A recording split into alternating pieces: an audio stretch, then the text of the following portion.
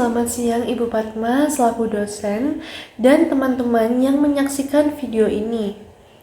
Perkenalkan, nama saya Taniela Evanti dari kelas 2I AKM dengan nomor induk 17.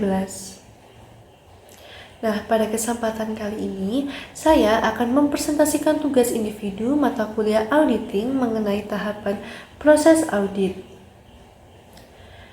Di layar, teman-teman bisa melihat bagan atau flowchart yang sudah saya buat yang merangkum keempat tahap utama dalam proses audit secara menyeluruh.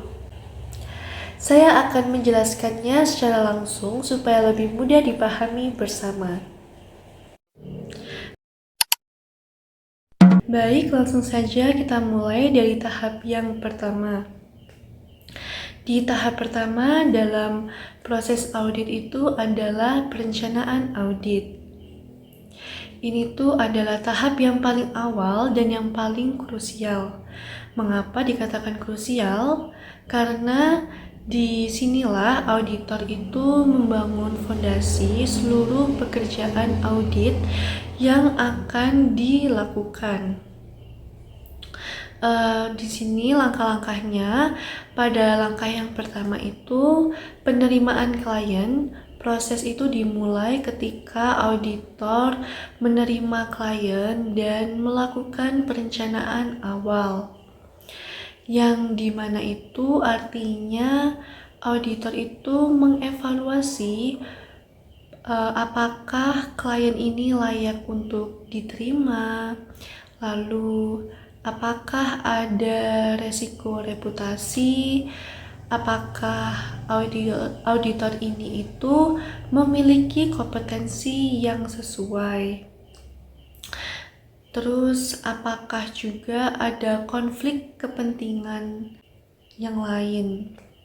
Lalu setelah itu dari tim audit itu sendiri dibentuk dan perjanjian kerja atau engagement letter-nya ini disepakati.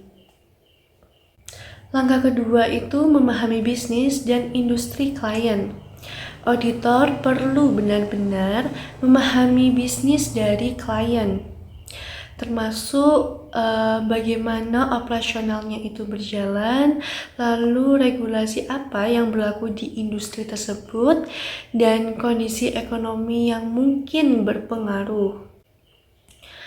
Tanpa auditor memahami pemahaman ini itu, maka auditor tidak bisa menilai resiko secara tepat.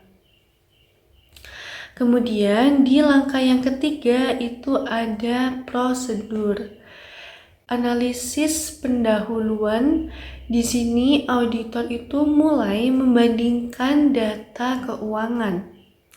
Misalnya antar periode atau dibandingkan dengan rata-rata industri untuk mengidentifikasi fluktuasi yang tidak biasa. Lalu kalau ada angka yang terlalu besar atau terlalu kecil dibandingkan ekspektasi, itu menjadi sinyal awal yang perlu diselidiki lebih lanjut. Langkah yang keempat yaitu tetapkan pertimbangan materialitas, yaitu ambang batas di mana salah saji itu dianggap cukup signifikan untuk mempengaruhi keputusan dalam penggunaan laporan keuangan. Sebagai salah satu contohnya itu misalnya jika materialitas itu ditetapkan 500 juta, maka kesalahan di bawah angka itu mungkin tidak terlalu cukup signifikan pada opini audit. Langkah yang kelima dan yang keenam itu identifikasi dan penilaian.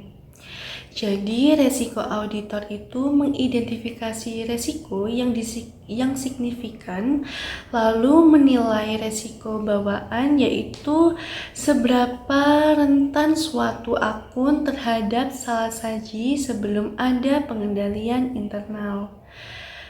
maka biasanya itu semakin kompleks transaksinya, biasanya semakin tinggi pula resiko bawaannya. Kemudian langkah yang ketujuh dan yang kedelapan itu pengendalian internal dan finalisasi. Jadi di strategi langkah terakhir pada tahap pertama ini itu maksudnya adalah memahami sistem. Nah, sistem pengendalian internal klien, lalu menilai resiko pengendalian apakah sistem yang ada itu cukup kuat untuk mencegah atau mendeteksi salah saji.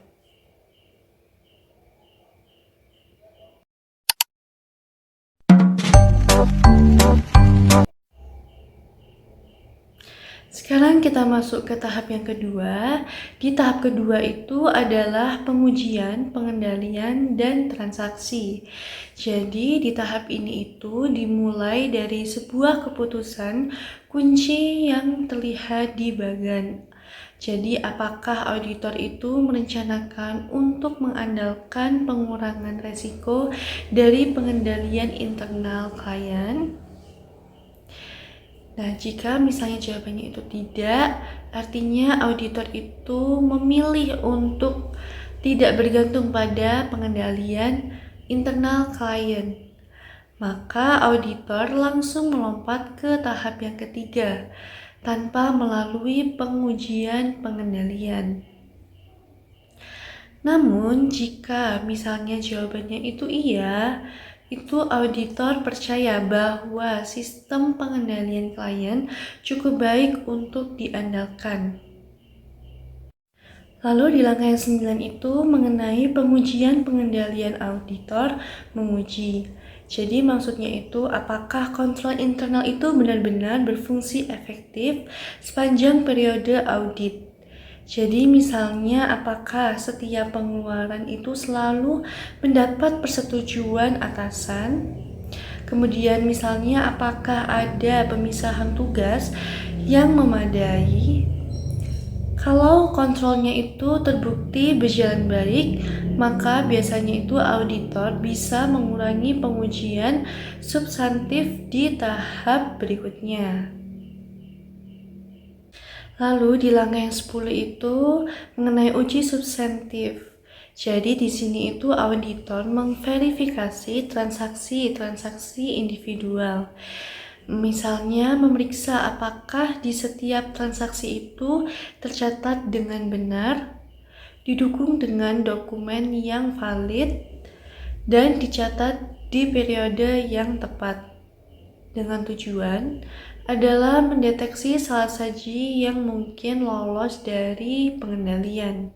Kemudian ada di langkah yang 11, yakni penilaian risiko salah saji setelah semua pengujian.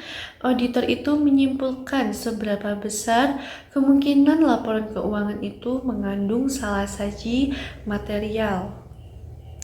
Semisalnya itu hasilnya dikategorikan menjadi rendah, sedang, atau tinggi itu, penilaian ini yang kemudian itu nantinya menentukan seberapa intensif pengujian di tahap yang ketiga.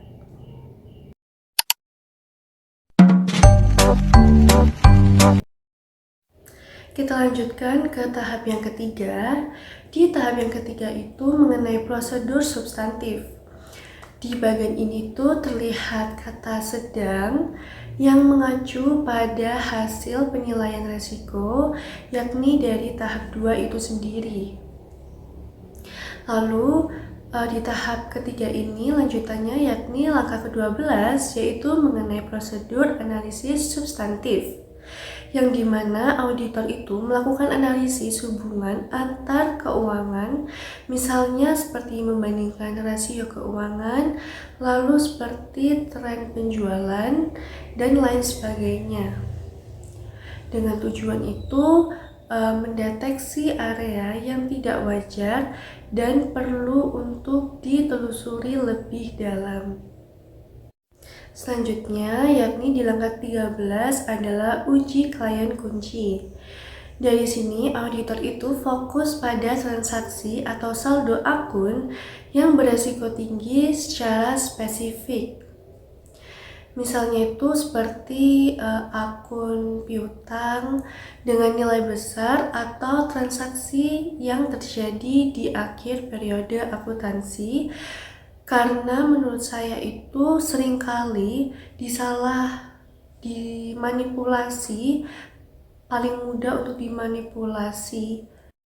Selanjutnya di langkah 14 itu ada uji tambahan atas rincian saldo akun, yang dimana langkah ini itu melibatkan pengujian yang lebih rinci pada saldo akun tertentu, seperti yang tadi itu konfirmasi piutang kepada debitur, lalu perhitungan fisik persediaan atau pengukuran pada aset tetap.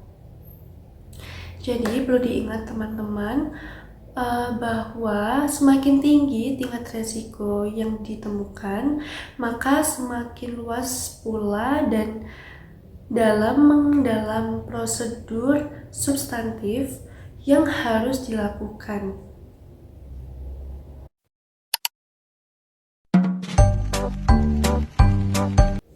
Sekarang kita masuk ke tahap yang terakhir, yakni di tahap yang keempat. Di tahap keempat ini adalah penyelesaian audit dan pelaporan. Jadi inilah dari sini itu seluruh proses audit, merangkum semua temuan dan menerbitkan kesimpulan resmi atas laporan keuangan klien. Kemudian di langkah yang ke-15, lanjutannya itu adalah uji tambahan penyajian dan pengungkapan.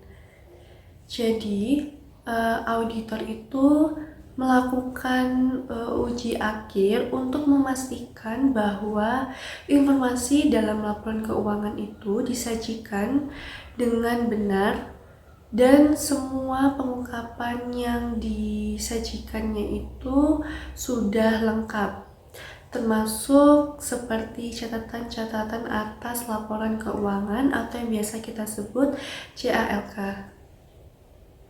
Selanjutnya, di langkah ke-16 ini ada pengungkapan bukti audit, yang dimana itu auditor mengumpulkan bukti-bukti finalnya yang mendukung kesimpulan audit seperti surat representasi manajemen, konfirmasi bank, dan lain sebagainya. Kemudian di langkah yang ke-17 itu adalah evaluasi hasil audit secara keseluruhan, yang dimana sebelum menulis laporan, auditor sendiri itu mengevaluasi kembali seluruh bukti yang sudah dikumpulkan. Jadi dilihat apakah teman-teman itu sudah cukup untuk mendukung kesimpulan atau apakah ada yang masih perlu untuk diselidiki. Baik, sekian itulah keempat tahapan dalam proses audit yang sudah saya jelaskan sesuai dengan pemahaman saya sendiri. Bahwa menurut saya di keempat tahapan ini itu mereka itu saling berkaitan dan tidak bisa untuk dipisahkan. Semisal ada kesalahan di satu tahap dapat mempengaruhi di hasil tahap berikutnya. Jadi itulah mengapa dikatakan proses audit itu harus dijalankan secara sistematis, profesional, dan penuh integritas. Baik, sekian presentasi yang dapat saya sampaikan. Semoga penjelasan ini bermanfaat. Terima kasih.